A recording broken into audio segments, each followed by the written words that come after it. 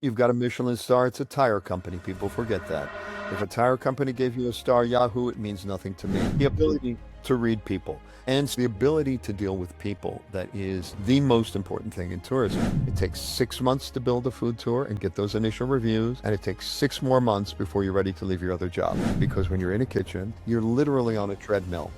All of this has to get done before I go here. Now all of this has to be cut. Now this person called in sick. Now I have to wash dishes for the night. It's a high pressurized treadmill. And when you're on a treadmill, you only see what's in front of you. You can't see what's to the side. I'm hoping that some chefs hear this and go, there's things to the side.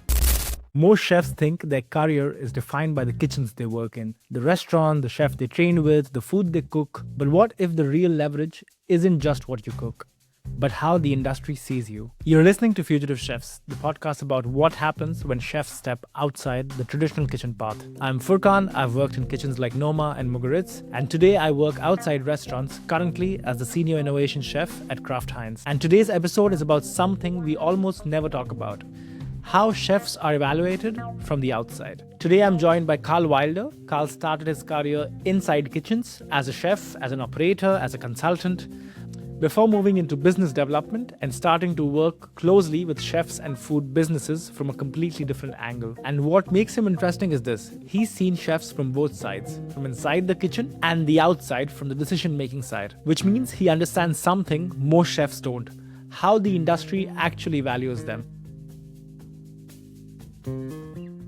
Hey, Karl, welcome to the podcast. Thanks so much for taking time out. Absolutely. So let's start at the beginning, Karl. Before, I mean, you've lived on both sides. You've been on the kitchen side, you've been on the business side, and currently you're running your own business. But before we get into where you are today, tell us about how did your journey start in food? What got you into food? My mother Okay. was a brilliant baker. She could make a pie that would make you weep with joy, but her cooking was mostly cream of mushroom soup. She was not, she had 5 kids. She worked more than one job frequently, and she had no time to deal with the kitchen. So it was cream of mushroom soup, mystery meat, mashed potatoes, canned vegetables. And I tell the world that I learned to cook in self-defense. And my mother has a Polaroid of me that she finally found a couple of years ago at the age of 2 years old, standing on a stool scrambling Wow. my own eggs. Uh, Damn. Are you the oldest kid or the youngest kid? Where in the five kids are you? Middle. Middle kid. Okay. So still a bit of responsibility to take care of the young ones. Yeah, I was the middle child, and I loved it. And my grandmother started teaching me, and I remember the my mother at I think my 12th or 13th birthday got me Julia Child's Mastering the Art of French Cooking Volumes 1 and 2. Oh wow. And I loved that so much because Julia, I mean, a stupid kid can follow her recipes. You follow them, Right. it works. It's good. It's delicious.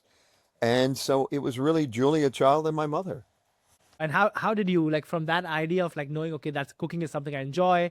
I do it, of course. I mean, I do it to feed myself and learn more about it. There's a fun element to it where you're following a recipe and aspirations to cook better than what you know already. How does that become into a professional journey? When does it happen for you that you say, okay, this could be a career option in some way or form? It was an accident. I was an Okay. actor.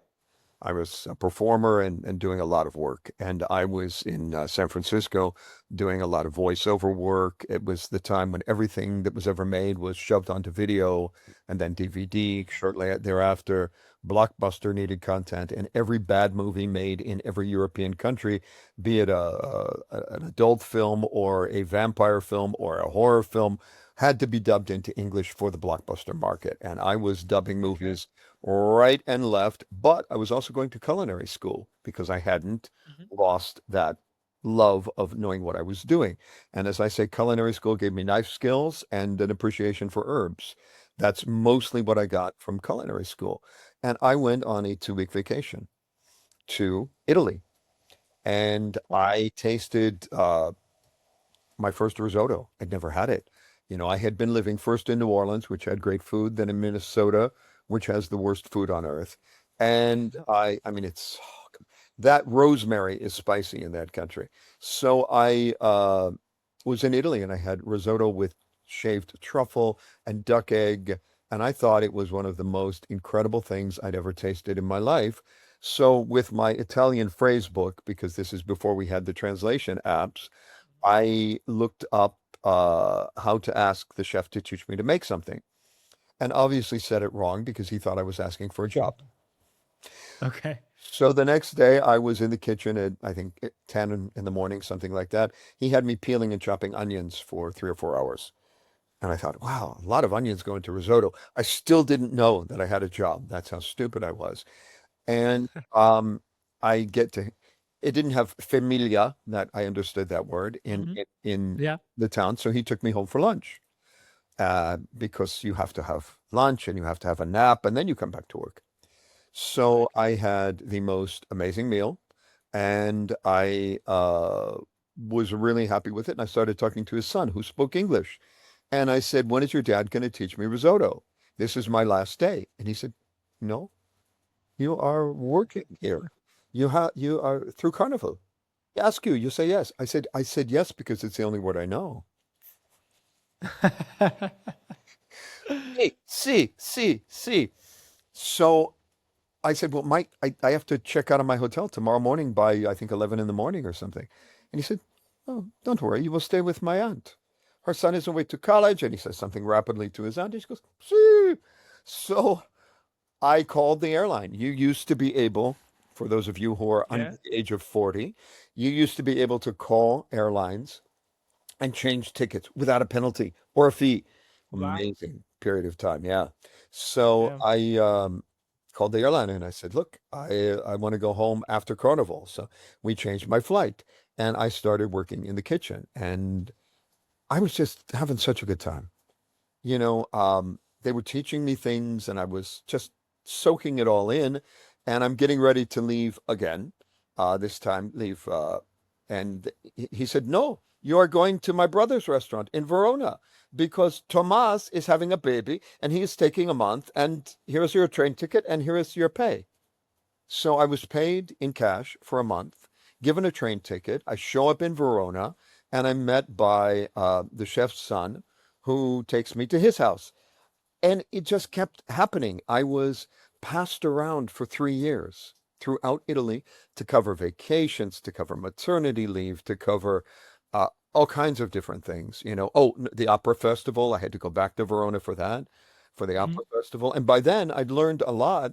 And they gave me the assignment of creating a special dish for each night of the opera. So the opera tonight is Carmen. What are we serving for Carmen? You decide. Pick something from the country. And I was going to the library and, making up things that I thought were maybe a tapa or maybe a this or maybe a that, to go, Aida, what can I do that's African? I have no idea. Encyclopedia, and just kind of making things up. And I realized that I loved it. I was good at it, and I wanted to continue doing it. And like, and what a way to end up in kitchen, right? I mean, this is it's a proof that it can be.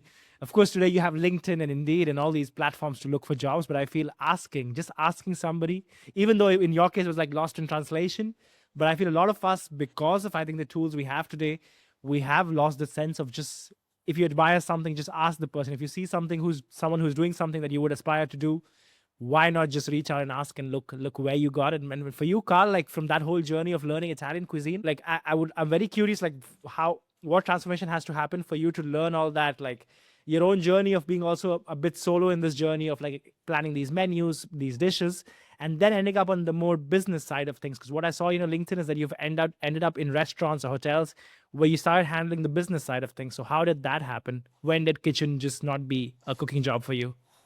Well, let's see. I went from 3 years in Italy. I did a breakfast cooking job, and they quickly fired me because I was always late. And I argued, I said, "Look, I got everything done. I always get everything done. Who cares if I'm Yeah. 10 minutes late?" But it was a hotel and they have policy. Human resources, Uh, they're the most inhuman people on earth.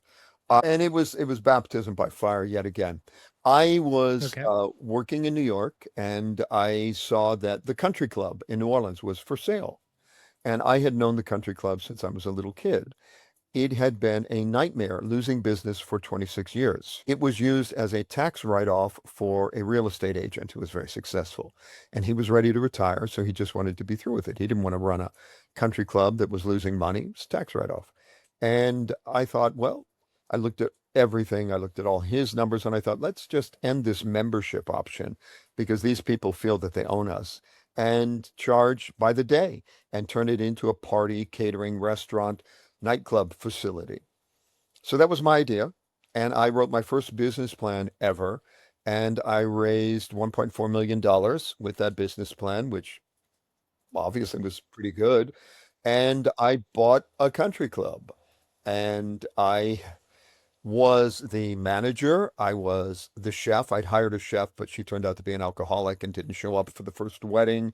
So I did this wedding again, sort of, it was accidentally. And one of the members of the New Orleans Convention and Business Bureau was there. She was so blown away by the food and the organization that I won Chef of the Year in New Orleans. I was given that award, and that's, Emerald Lagasse territory. So that put me on the map. And a lot of people had invested in this, including my mother. And I got an offer that was too good to refuse after about 3.5 years. And I thought my mother can retire if she wants to. She didn't, not for ages. And even then, she started doing volunteer work. She's not a stopper. I'm not a stopper either. I, um I really learned to understand the business side. And yes, I made mistakes. And yes, some things cost me a little bit, but that taught me everything from the payroll, the taxes, the negotiation for the parties, the deposits. My rule about the mother of the bride can never meet me, talk to me, or be in my vicinity ever because mothers of the brides are terror. I did one without that, and 5 minutes before service, she comes running into the kitchen saying, those vegetarians I told you about, turns out they're vegans and they're gluten free and they're this and they're that. And I think she's the only person I've ever yelled at in the kitchen. I tend to be with staff very zen. There's no reason to yell. There's never a reason to yell. Communicate. Don't yell. Somebody's having a bad day and you yell at them, you've just made their day worse. Worse, yeah. Put your arm around them, take them outside and say, tell me what's going on because you're messing up today and that's not like you. Treat people with dignity. Yeah, and a lot of that comes from kitchen because I feel kitchens also give you a space where there is no real set rules on how people management should be. But then again, every chef comes up with their own structures. And I think maybe today in hotels and things like that, there is some sort of structure. But I feel in traditional kitchens, it all comes from the person's style of managing people or being with people. And that's where some skills I feel applicable to business come from. But I'm curious because as you said, you have these situations with people, right? People who want to change their minds, people who do not know how much work goes behind preparing food. And then you have to think on your feet and sort of deal with these things. So a situation handling is something also that comes with the kitchen part of things to turn into somebody who runs a business. But what other skill do you feel are things that you picked up from the kitchen when you're managing, say, a business where kitchen is not the only thing you have to take care about? And what else did you have to learn on the fly just because kitchens just don't teach you that part of business? Marketing. Marketing is something I had to really learn. And marketing can be done in a number of different ways, but you've got to get the word out or nobody knows you exist. So when I opened up my restaurants in New York, marketing was the first thing I did. And I learned that really early on that influencers don't have much influence. They have a lot of followers and a lot of buzz and a lot of hype. And I've got, all of these but they don't really have influence. What they can take beautiful pictures and people will hit like, but they won't necessarily show up and eat at your business. So that was when I first discovered food tourism. Can we say words that might be colorful on this podcast? Of course. I met Fat Fuck Frank. Okay. Fat Fuck Frank was the first food tour I'd ever heard of in New York. And Fat Fuck Okay. Frank loved my chicken po' boy at Nolan's, which was my restaurant. I had two in the East Village. He loved it. So he wanted to bring his groups in a bus, and it was 30 at a time for that sandwich. And we made a deal that each person got half a sandwich. It could be delivered in this amount of time so they can get in and out and move on to the next stop. So that's when I learned about food tourism. And Uh-huh. I learned a little bit from Fat Funk Frank. And he was really a lot of fun. And he knew how to work with the crowd and to tell stories and to find those really amazing bites, that made people happy. And so that was my first exposure to that. And then I had kind of a tragedy in my life. My spouse died. And Okay. I didn't know what to do. Here I am with two restaurants in New York and this expensive apartment, and I couldn't cope. I shut it all down. I shut everything down. Restaurant's gone. I gave notice on the apartment. I gave literally everything I owned away and decided to retrace my steps in Europe because I had done the musical Hair here and, cooked Hmm. all throughout Rome. And in doing so, I ended up in Paris and I took a food tour because I'd learned about them from Frank. And it was really good. Not the food. And that put the idea in my head, this can be done better. The food was good. I mean, it was a good baguette, some good cheese, etc. But it was really a cheap little picnic. But the guide was amazing. And he taught me a lot about French food, French shopping, etc. He's currently my partner in the chef tours. Uh, Okay. so I started learning again and realized how much I loved that. Then about 2 weeks later, I was doing work for Martha Stewart. I worked for Omnimedia, writing about food. Hmm. And I love Martha. Great woman to work with. Just incredible, in my opinion. Um, and she's had the best plastic surgery of anyone I've ever seen in my life. Uh, whereas Nicole Kidman has had the worst. But I heard that the same company was looking for someone to launch their Berlin tour. Hmm. So I got on the phone with them and I said, okay, I'll do it. And I'll do tours myself for 6 months. But in 6 months, I want to expand the company. I think it's a brilliant idea. Well, we're talking about it. We're talking about we'll. I mean, we're not. They were very sort of wishy-washy, and so finished the 6 months. And I called up the partner who was the least wishy-washy of the two, and I said, "Let's do it. San Francisco, New York, New Orleans. Let's do it now. Give me £9,000, and I will deliver those cities, and they'll start making money." He hemmed, he hawed. He finally decided and said, "Okay." And we've been talking about it for years. So I just took the reins and ran with it and opened three cities, and they started to make money. And they realized, oh, he knows what he's doing. And that's when I got into expanding their company. I mean, they're a Okay. multi-million-dollar company now. They should have given me a percentage. They gave me nothing. They underpaid me for years, but it gave me great skills. Great skills. So I went from them to Eating Europe. And then when that ended, I went to Original Food Tours and I ended that quickly because they didn't have the money to back up their promises to me. And then with PJ, we just began this company and we thought, how can we do it better? Chefs, Yeah. chefs. Yeah. Yeah. It's a, with guides, you have a script and they try to memorize it. They forget half of it. They Right. overspend in order to get tips. They buy things they shouldn't. They give them extra alcohol. The company pays for it, or they get fired, or it becomes a thing. And I thought, let's make it more like a franchise. Each chef handles the operations for his or her own city. And that just changed everything. It became a very workable, scalable thing to do. Yeah, and I think it's very interesting what you said about this because I feel there's a part of like having a relationship with food, especially if you've had it on as a chef being in a kitchen. I feel that itself is the amount of storytelling there is in that part of business. If you're at a people facing role within kitchens, that prepares you for these things. And I feel this is some things that I feel people coming out of kitchens or looking for transitions like yours do not estimate enough, like the skills that kitchen teaches you, which are transferable in other businesses. Like Oh my I'm not God. saying that every chef is very good with people. It's the reality. Not every chef can do that. But I think you can build that skill because you're in a place, you're in a business which is very people facing. And if you have it in you that you want to develop that part of your skill, maybe it's communication, maybe it's being more outspoken, maybe it's more about you're gonna like sew the story around the dishes you're serving. What else do you see, Carl, that you see from the when you see chefs now? Because now when you're opening these franchises with other chefs, you're possibly evaluating them on how good would they be for your own brand to expand.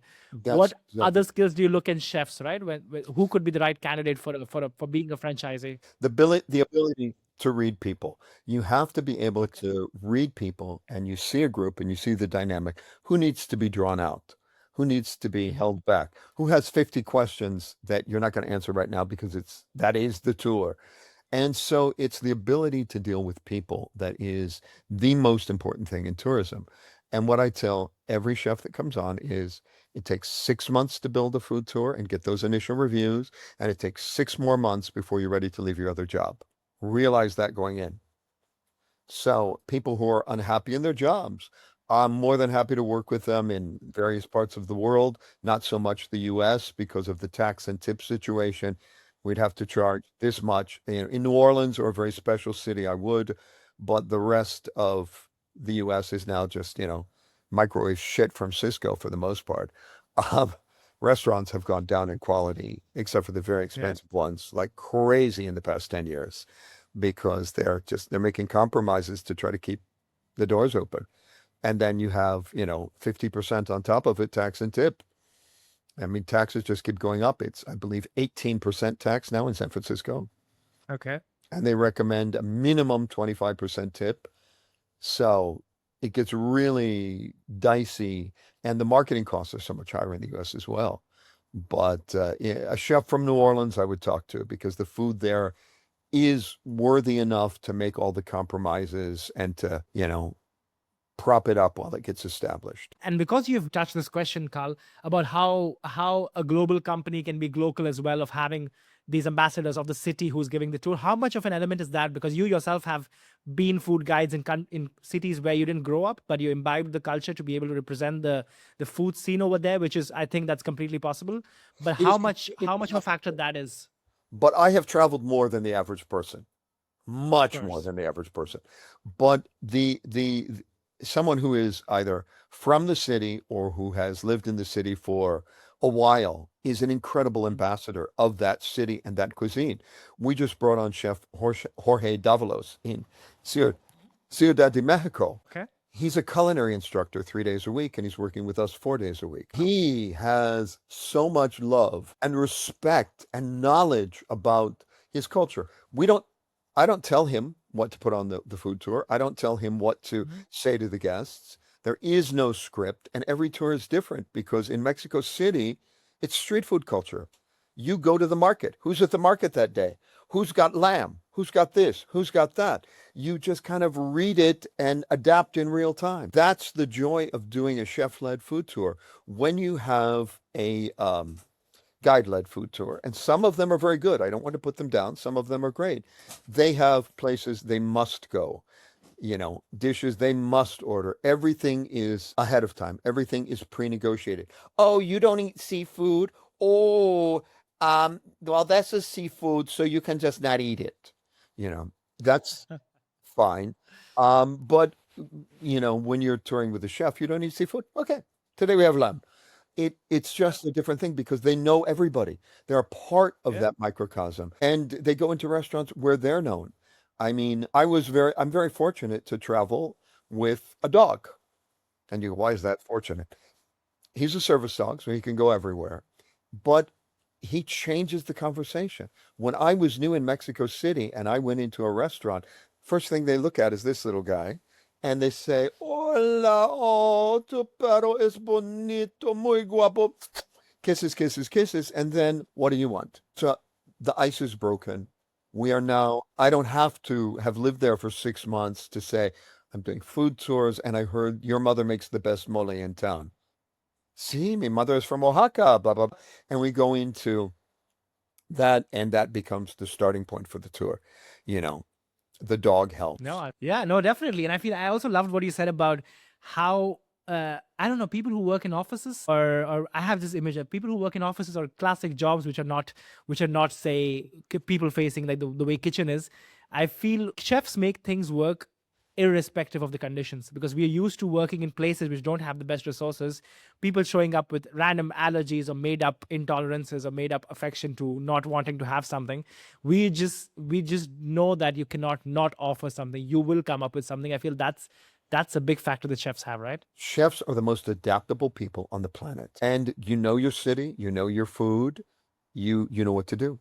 And that's why working with chefs has been a game changer for the food tourism industry. I mean, we've had journalists run articles like why chef-led food tours are quietly taking over the industry. It's like we're only 5 cities. We're only 5 cities. We haven't taken over the industry. But that kind of response has come to us, and I think it's great. Yeah, and it's a part of the magic is the chefs, I feel. And also it's true, I feel I'm also with you on that yes, the person who's local and who understands the culture and is, of course, can be an ambassador for it. But I also see that people sometimes, and I've seen that in myself, sometimes I've gone to, like, I lived in San Sebastian for 7 years. It's a gastronomic Oh, mecca. that's one of the best Food cities on earth. Exactly. Actually, another friend of mine who's been a colleague before, Eric, does food tours over there. Giving a shout out to him. He also has a podcast. I'll definitely connect you guys, but there's ton of talented people out there. But what I also realized is Eric, for example, Eric is somebody who's from Venezuela, grew up in Berlin, has German parents, and he's moved around. And he gives food tours in San Sebastian because he sometimes recommends people to things to Basque people who don't know about these recommendations just because for them it's so everyday that they don't go deep enough to know why the Pincho Hilda, which is the iconic Pincho from San Sebastian, why is it called Hilda? What is the story behind it? Which actress was filming in San Sebastian? Why this happened? I feel there's two sides of it. One is people who locally live, and the other side is people who weren't born over there, but they've lived enough to want to explore more than the average local. So that's, I think, very interesting. But I also want to understand from you, Carl, because you were a chef, because again, as you said, chefs doing food tours is becoming a thing, but not every chef's doing food tours companies run by a chef behind it. So what is that edge? What is that communication line? Because you're the person recruiting who's been in their shoes before. How much of a game changer is that for your brand and the company, of you being the center of it? You and your partner, of course. I think it is, we totally understand where everybody's coming from. I'm talking to a Mm-hmm. chef right now in Malaysia, and I never Okay. expected to hear from anyone in Malaysia, but he just sent me an inquiry through our thing, and he's working for a hotel and he's really unhappy. And I said, "Tell me what's going on and what is making you crazy." You know, "Oh, I have a food and beverage director. He's an idiot. He does this, he does this, he does this, he does." And I know that food and beverage director. And I actually, all the things he was telling me, I had experienced. And I said, "Is his Yeah. first name Doug?" And we're Wow. on a conference like this on a Google Meet. And he said, "Yes." And I said the last name, and he said, "Yes." I said, "I worked with him 25 years ago.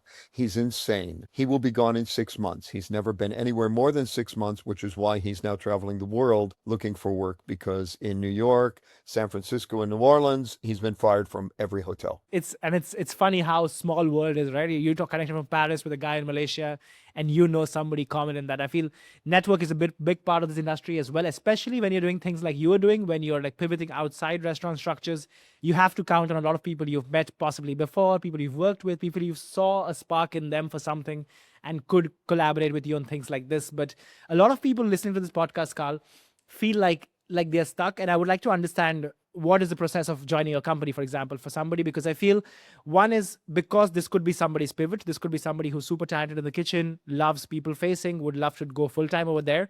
But second, also, I'm not ignoring the fact that somebody could have an idea that, you know what, my pivot from going outside kitchens is going to be a tech company which creates a tech solution for something to do with private catering, scheduling, whatever that made up business is. Sure. But that those things typically don't make money on the first day, but then you're providing them a career which makes money on day one, and you can dedicate, because you spoke about examples of people who are combining their daily job with it. So for them, I would like to know from you, how is the way to get into this industry?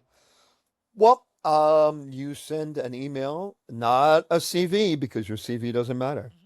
I don't care that you've Yeah. got a Michelin star. It's a tire company. People forget that. If a tire company Yeah. gave you a star, Yahoo, it means nothing to me.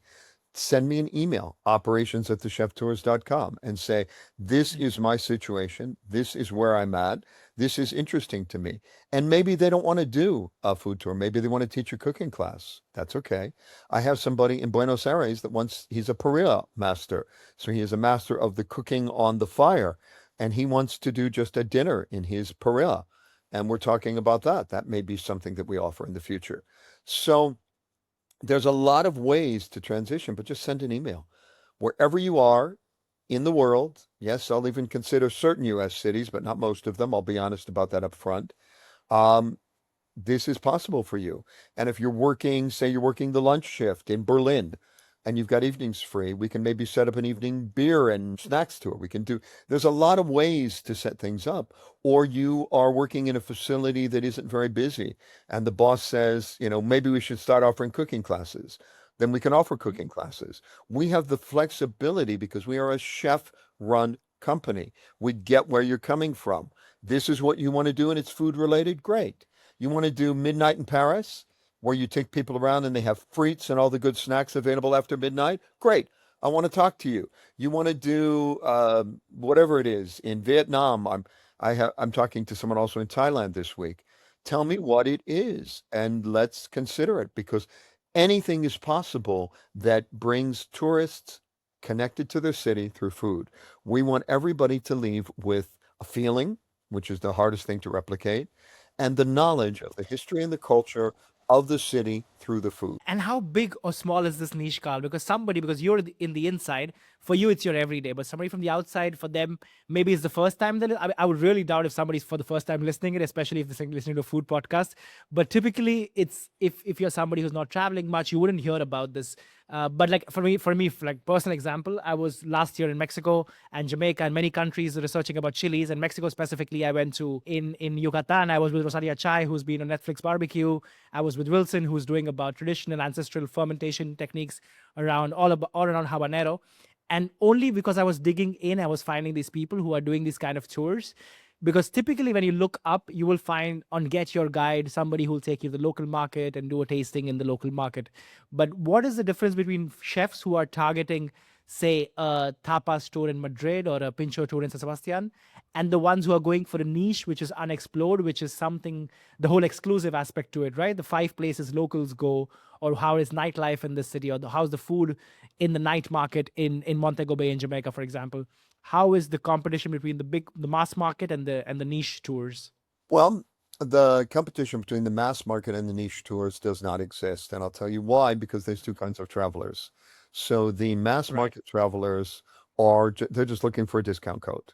They go on Get Your Guide, they go on Viator, they're looking for a discount code. They get a discount code, they book anything. They don't care what it is, as long as they got a good deal. And that is, I would say, 80% of the American market. They are, they just Okay. want the best deal. So they'll look at Eating Europe, Secret Food Tours, Devour. Who's got the cheapest price? Okay, that's the one I'm going for. They just want a brand. They want something they think they can trust. Whereas we tend to get a very different kind of traveler. While I was in Mexico City, I hosted a group of 6 chefs from Wow. Australia. They live in one of my favorite parts of Australia, actually, the northern part near Mossman. They're in Turtle Bay.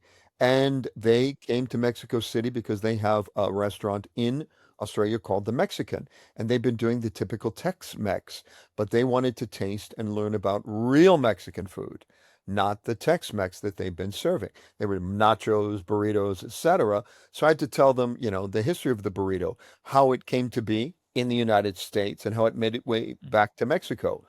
It's not a Mexican dish. Nachos, not a Mexican dish. Much of what people in the US think of as either Italian or Mexican doesn't exist in the country of its supposed origin. So that what became a whole thing to teach them about that. I didn't do a typical 3 to 4 hour tour. I think I spent 6 hours with them because I felt a responsibility to give them the best information I possibly could and to introduce them to the most people who could help them on their journey to make their restaurant a better restaurant. So I love that. But we get a lot of chefs on our tours. I would say it's 30% of our business at least. Then we get travelers who've been to a city before who want a deeper connection than here's a croissant. We're going to taste it on a street corner with a napkin. Now we're going to taste a baguette. Now we're going to taste a macaron. Macaron is very important. Many French people eat it, and I'm making fun of them. Some of them Right, are but it's good. through the mic hanging on your neck. I can Some I of can them are not. when you speak it, I can see the picture of it. Yeah, it is what it is. And tasting tours have their place. People who are first time in a city, it may be right for you. You can do it quickly and you can get to the Eiffel Tower. Because different people have different travel priorities. But we get people who want they want an experience. They don't want a tour. Yeah, And we get yeah. people No, who I want mean, experience. yeah, and I mean it's completely. I mean, and it's correctly what you've said, and I feel it's also intentional the niche you've chosen because, and that's what I wanted to understand with you because there's enough business on both sides. I mean, yes, the other market, the mass market, is the masses in the word, but there's enough people seeking out there who are not just looking for this tasting or exploration, but more the learning part. And I feel that's a chef's skill to be able to teach that, and how, Yep. and that's what I'm interested because how does a company like you give those tools and how does technology come in? Because, for example, this tour I mentioned, the Rosaria Chai, the lady doesn't even speak Spanish, which me and my colleague spoke Spanish. She speaks Maya. So we had a translator who was translating everything the way she's done cooking inside a pib. How do you make cochinita the traditional way? But I see with all these businesses, which are like which conserve the traditional part of it, and they conserve whatever authentic means in that context. Again, authenticity is it's a very controversial thing, and it comes up in these interactions. How does a company like you prepare chef tours the way technology is now coming up and it's building, and it could be something which helps a chef schedule their guests, or have a picture sent to the mailbox of the person who came to visit? We use technology in a very limited manner. So, for instance, say you're the chef in, I don't know, what's a city I would love? You're the chef in Seoul, South Korea. I love the food there. Yeah. 24 hours before the tour, you get an alert on your phone. You get an alert when it's sold, every time a ticket is sold. So you put it on your calendar, however you do that. Then 24 hours, you get the addresses, email addresses, and phone numbers of all of your guests. So if you're running late or if they have a dietary thing you don't understand, you can contact them. So we use technology in that way. But when it comes to the tour, we use instinct, which I think is much more reliable and trustworthy than technology. Yeah. And when I'm putting a tour together, I don't use AI. I don't use the computer. I walk the streets. My first weeks in Mexico were spent with Milu, my little guy, and we were walking the streets. I'd get off at a subway stop and I'd go in circles. And then I'd reverse it and try to hit the streets I missed to try to really get a sense of what's there. And then I taste. So I walk and I taste. I don't look at lists. I don't care about the top 10 bites or the top 5 bites. I care about what people in that city are really eating. And in order to learn that, you need to observe that. Yeah, and that's, and again, I feel that's there's a perfect answer for this, because again, I feel if you want to stand out, a lot of people are thinking that if I want to stand out in this competitive market, how can I best use technology and have the best agency who can place me as the first recommendation when somebody asks ChatGPT? But I feel standing out is now what you're doing, because when somebody sees that product, which has been done after a week of exploration or months of exploration and walking around, I feel that's something you cannot replicate, and that becomes your edge over there, Carl. But for you, the transition happened from going into having hotels, restaurants, managing that business, to step out of it, still working with chefs, still recruiting chefs, still working in the food system, but far from serving customers in a restaurant context. For you, it happened due to a tragic situation in your life, which forced you to step out of your normal. But for many of the people, they see that they are stuck in kitchens. They see that they could potentially have ideas like yours, be behind businesses, and they don't really lack skill, but they sort of lack a path. They don't have the motivation or a push to go towards something else. But from your perspective, when you think that if that would have not happened for you, if you would have not sold your restaurant and apartment, why do you think that this transition is so difficult to see that you can still continue being a chef in a different capacity? Why is it so difficult for us to picture that? I think the transition is difficult to see because when you're in a kitchen, and I was going back and forth between two, you're literally on a treadmill. All of this has to get done before I go here. All of this has to get done before I go here. All of this has to Yeah. get done now. Now, all of this has to be done. Now, this person called in sick. Now I have to wash dishes for the night. It's a treadmill. It's a high pressurized treadmill. And when you're on a treadmill, you only see what's in front of you. You can't see what's to the side. So I'm hoping that some chefs hear this and go, there's things to the side. You don't want to join me? Fine. There's a lot of other places for you to go. I would say the one field that chefs are constantly trying to transition into is kind of overwhelmed right now, and that's consulting. Everybody's a consultant on LinkedIn, and most of their advice is not worth a damn. It's not the food, it's the system. Sometimes it's the food. You know, I I had a 100%. recent experience that I was not looking for a job, but I got a job. I flew to Buenos Aires with Milu for 10 days to kind of we're doing something very different in Buenos Aires. We're not um, launching a tour that has a meeting spot. We're launching a mystery tour. So 24 hours Okay. before the tour, you're told where to come get me, and we're going to be doing different tours in different places at different nights. It's going to be this, and I will be making it up as I go along. And I've already actually sold out several, and it doesn't begin until November 17th of next year. So clearly there's a market for this kind of thing. But I went into a pub my first night, an Irish pub, because very few kitchens were open late. And this was maybe midnight. And this kitchen was open till 1 in the morning. I went in and I had fish and chips. And I took one bite of the chips, and on the menu it said haddock. And I called the chef over and I said, this isn't haddock, this is tilapia. His eyes got huge. He said, we did that 6 months ago and you're the first person who noticed. I said, is the owner around? I know it's late, but is he around? So he came over and I said, you cannot do this. And this is why you cannot do this. You may go 6 months and then you get a person like me who's a super taster. Yeah. And I know what tilapia tastes like. I know what catfish tastes like. I know what basia tastes like. I know what all the cheap fishes taste like. You can't fool me. So this is unacceptable.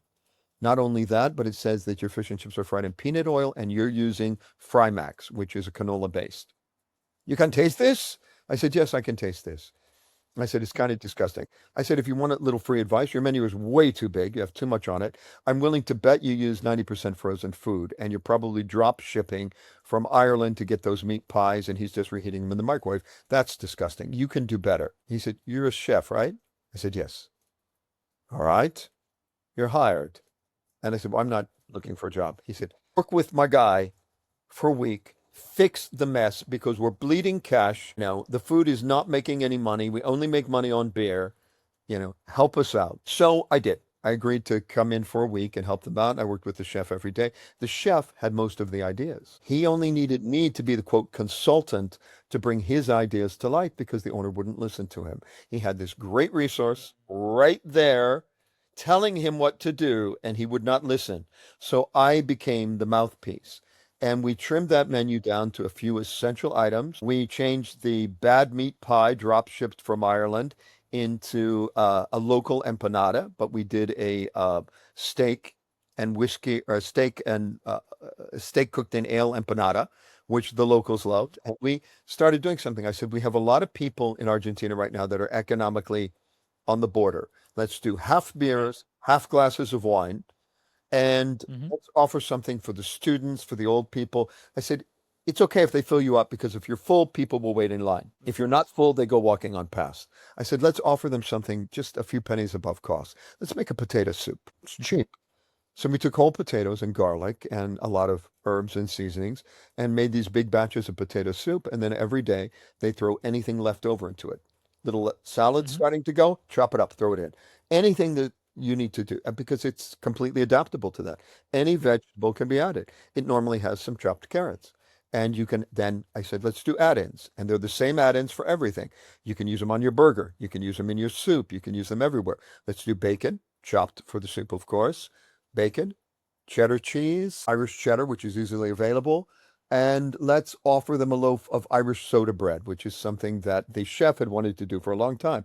He said, I've got these mini loaf pans. And he keeps telling me, no, I think it would sell really well. It's just, it's a loaf of bread for two. Yeah.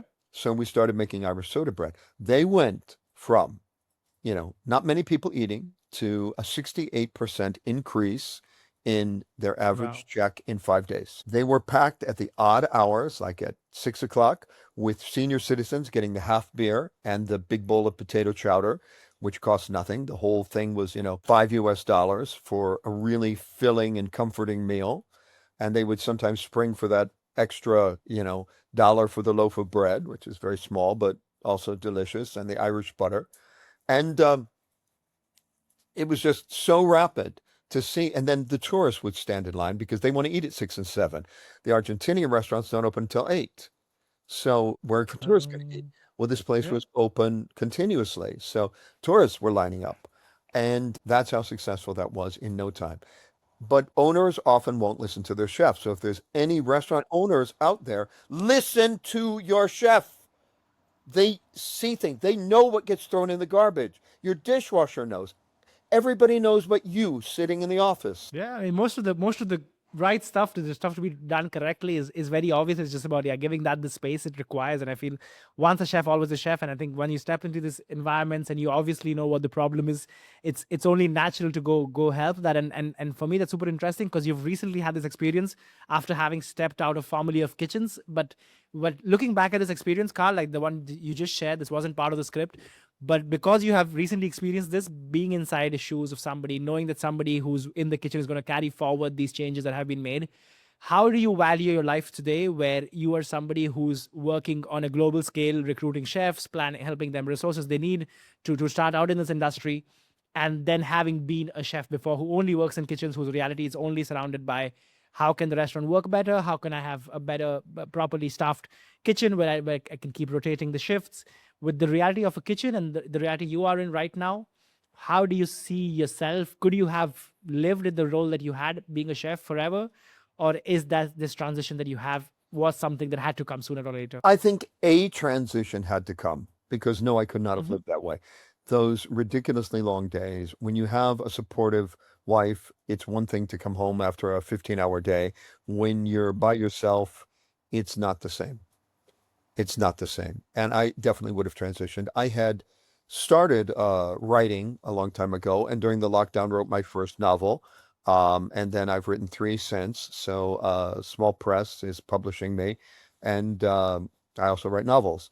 And I think I would have just really pursued that. I've been writing for Omni Media and other publications before that about food.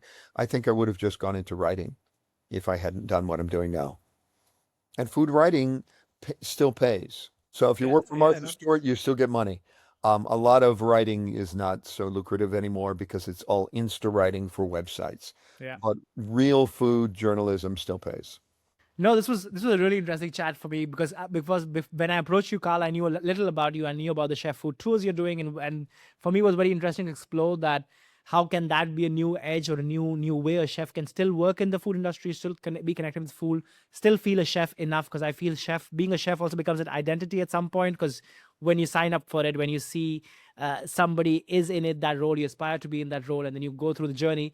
The only thing is all of us as chefs, when you start out, we have a very logical map in our head, which is work at a restaurant, grow the ranks, possibly become a head chef. If you're in a hotel, become an executive chef, own your own restaurant at some point or multiple ones, and that becomes the end of this trajectory. There is no, everything else is just not motivated enough. So for me, it was very interesting to know from you that part. But I feel that through this conversation, you have not only showed me what else is out there in the chef food tour side of things, but also a lot of realities of the kind of requests that are coming to you, what kind of people are interested in this business, what's new in this business, what makes it different being chef run from not being chef run.